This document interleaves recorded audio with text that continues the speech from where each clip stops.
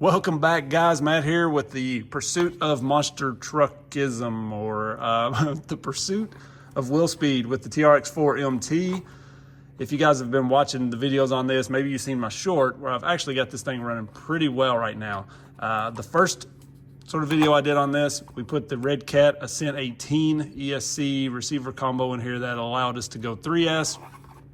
Which was a major improvement for 26 bucks. You get that and their transmitter, but it still wasn't quite where I wanted it to be. So I thought I'll put the metal gears in here, the metal high-speed gears in the transmission. So I got the Injora high-speed gears, which I installed in here with the stock motor. And at that point, it had some good wheel speed, as you can see here. We've got some pretty dang good wheel speed now. Like, this would be a lot of fun to jump. Problem is, we can't wheelie at all anymore. I can't even wheelie going from reverse to forward. It just won't do it. It just wouldn't wheelie. Like, it didn't have the torque. So we had tons of top end like wheel speed, but just not enough torque to have fun and do wheelies and stuff. So my next idea, actually, I was going to throw like one of these 370 motors in here, but I thought, no, let's try one more thing that would be pretty cheap, simple, and I thought would work, and that is just the Max Smasher, the FMS Speed Motor. And you can see that's what I've got installed here. You'll see the way the motor sits right now, it's kind of cocked to the side. Normally your motor mounts flat like this, right? And that's because I used the pinion that came with the speed motor. This is just the stock FMS motor, but I think it's the same pinion, which I think is like a 16 tooth or something. I don't know, don't hold me to that. It comes with it, I used it. So to make that work, I had to slightly roll the motor over and then just drill a new hole to mount this motor. So the motor itself will mount straight up just like this. But with the larger pinion, you have to kind of roll it to the side, give yourself a little bit of adjustment to fit it in there. And, you know, if you guys really need to see how I did that, I could pull this apart. And I may have to pull this apart at some point to put metal gears in this transmission, because I am running the plastic gears in here, and you'll see in a minute, the Traxxas plastic gears, they do not hold up well. Well, I'll just show you here. These actually don't look bad. You can see a little bit of where it's been skipping, but first time out with this setup, I started really slipping the rear end. Yo! And it got to where it wouldn't even wheelie, you know? So if you see my short, that was the issue. So I did swap these to the Injora metal ring and pinion gears. So that's another cost, but honestly, we didn't have to have that to have the wheel speed, all right?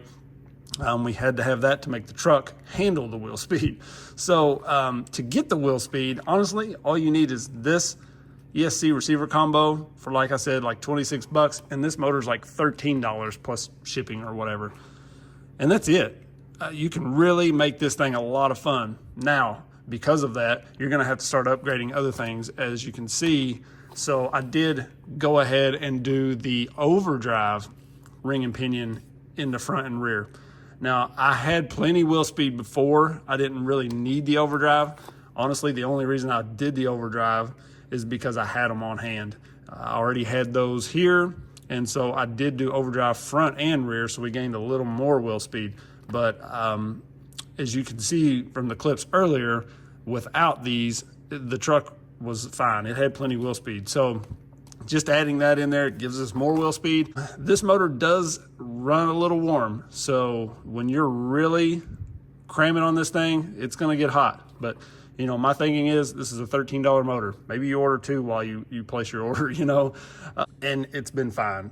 But a lot of heavy forward, reverse, and just long run times, you're gonna get pretty warm with this motor. So keep an eye on that. General rule of thumb is, like, if you can't put your finger on it for more than 3 to 5 seconds, it's getting too hot. I have a little temp gun thing I've used for years. Bought it once and I've had it for 12, 14 years probably, and that works great. But overall, this thing is actually running well now. I will say this clipless system, it just don't work. Now that this thing actually jumps and I send it, this body's always popping off. This truck is very top heavy with this body, so you can't turn very quick at all. You know, somebody said this is kind of based more like the old Bigfoot truck, and it really kind of is, because it just doesn't do what like the Losi LMT or something like that does, which is based on the new style Gravedigger and stuff. This is a little more like old school. You got to be a little more careful with it, but it will at least jump and do some monster truck things now. So let's take it over here, get a couple speed runs with it, and then just bash it a little bit. All right, so we've at least moved the Traxxas up to racing against the Smasher with the speed motor. We started out, we were racing against the Smasher with the stock motor in high gear. Now we have the FMS Speed Motor in the Traxxas on the left and the speed motor in the Smasher on the right. Here we go. Okay, so maybe don't punch them both because they won't stay on the ground. Here we go. Wow, okay. So the Traxxas, I think, is faster. Look at that, the body's already coming off. It's very top heavy. You have to really slow down in the turns. Pretty fast though. Now, obviously, these are running two different size tires, wheels and tires. So somebody said, you know, the tires would make it faster, and that's true. But I mean, they're stock for stock, basically, is what I'm trying to do here. The issue with the Smasher is when you go forward to reverse with that speed motor, you can see it shuts off. We don't have that problem with this Redcat ESC in here. I can go forward to reverse all I want, flip the thing over, do all kinds of crazy stuff with it, and it's fine. So after driving this with stock gearing in the axles and now the overdrive in the axles, I do feel like I would go with the stock gearing. Mostly because when I was running this with the stock gearing, I could be going about this speed, punch it, and it would wheelie. You can see now it won't. It's got really good fast speed to it, and it will wheelie straight off the jump. But if you're rolling very much, you can't hardly get that wheelie. So before, with the stock gearing, like I said, I could be running at least that fast, punch it, and it would wheelie, whereas now it won't. So I do think I preferred the stock ring and pinion gears. But you can see now it jumps so good. We do have a little more drag brake with this motor. You'll see it stops. So in air, it kind of locks up the tires, but I think that's kind of cool. See? So it looks a little more monster truckish. And obviously, I mean, this thing's still not like the Losi, you know, or anything like that, but then she's very top heavy. But it's definitely at a point where it can be a lot of fun now. And like we were talking about earlier, it is kind of more like the old Bigfoot truck. You know, it's not like a new school monster truck. So you can absolutely have a lot of fun with this. The other thing is you can't just reverse like from right here, get a nose wheelie, you know. You have to be rolling and then hit it. So roll a little bit and then hit it. You can get it pretty easily. You just roll a little bit. So I think that's another spot where I don't remember exactly if it would do that from a stop with the stock gears in the axles, but I feel like we've gained a little more top speed that we didn't really need with the overdrive in the axles. So in my opinion, I would stay with stock gearing, but you're probably going to need metal gears at some point because mine didn't last long at all. But now this thing rips. One thing I got to say about the Traxxas, this body holds up much better than the Smasher. You guys probably know if you have a Smasher, as soon as you start running, scraping this on the concrete like I've been doing, there's a white that shows through and it looks terrible. This, I have beat the daylights out of this and like drug it around and on the concrete, and it really still doesn't look that bad. So I'm impressed with the body. Got a little torque twist, you can see, and that happens a lot. But this thing is actually fun now, guys. See how, ooh, yeah, we're getting a little hot. So definitely got to keep an eye on your motor temps. I'm going to just run it nonstop and see if it'll die. And then I can let you guys know. Because I really don't care. Oh, see, like,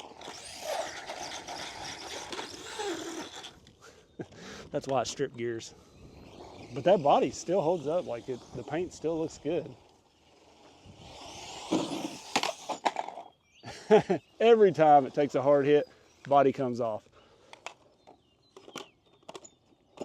Good thing is it goes right back on easy.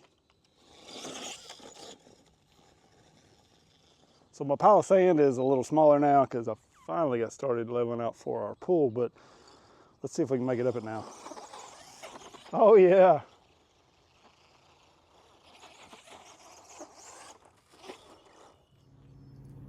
So I ran basically 2 batteries through this. There was a little break in there and I was talking, trying to make the video, and we are around 140 to 150, depending how close you get to it. It is pretty dang hot. Ooh, that hurt. So definitely got to keep an eye on your motor temps with this combination. I would say the stock gears in these axles probably help that some. But yeah, it's going to get hot. So definitely keep an eye on that. You guys let me know what you think about this. For me, under 50 bucks really for this setup. It makes this so much more fun. We could definitely put a heat sink on here and that would probably help. I think this even comes with a heat sink. I don't remember. I should have like 10 of them somewhere. So I may try that, but overall, I'm very pleased with this combination. Y'all let me know what you think, and I appreciate you watching. Don't forget to like, subscribe, click the bell. Peace.